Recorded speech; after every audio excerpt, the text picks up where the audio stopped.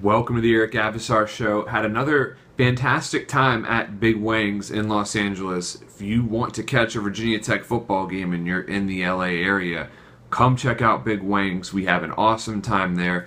And we got to see the Hokies turn out a 27-0 shutout victory over the Delaware Blue Hens at Lane Stadium.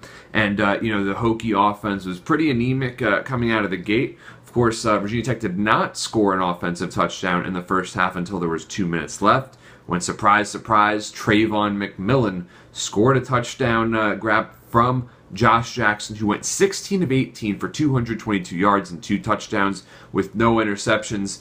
Jackson, once again, doing a very solid job, not making mistakes. Maybe you could call him a game manager if you want to be a little harsh, but he's a playmaker as well. He can run the ball. He can make things happen with his legs.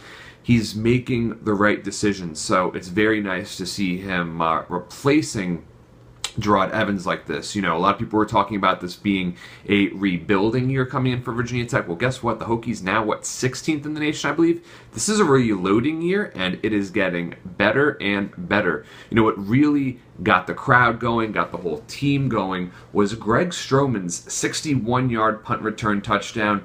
Put some nifty, shifty moves on Delaware. Just a great touchdown there. You know, the Hokies went into halftime up 17-0 after McMillan's 4-yard grab, and I will also say, feed Trayvon. Needs the ball more, only 5 carries. Not good enough.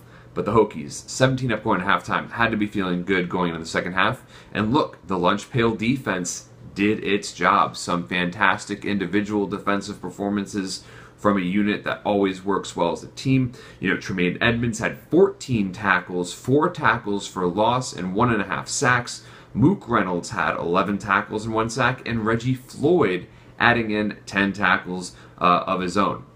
Now, depth at wide receiver is going to continue to be a concern.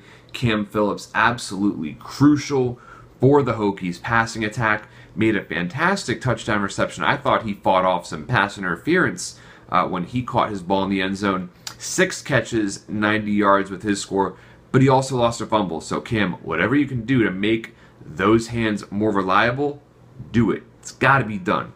And, the Hokies took care of business, and they did it not in the most emphatic fashion, not the best execution, as head coach Justin Fuente said, but a win's a win, 27-0. The Hokies continuing to build momentum as they're going to prepare to take on a struggling, and I mean struggling, ECU squad. So, look, Virginia Tech is looking very strong starting out this year.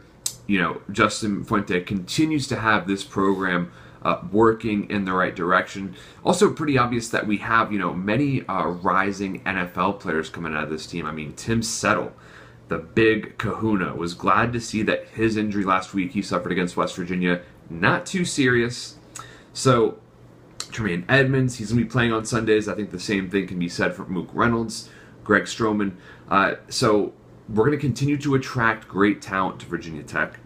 And, they're going to keep building on this momentum. Virginia Tech could potentially be a top 10 team once Clemson rolls into town for the ACC opener after the Hokies play, of course, ECU next week, and then Old Dominion the following week. So thank you so much for tuning in, Hokies, and please be sure to subscribe to my channel.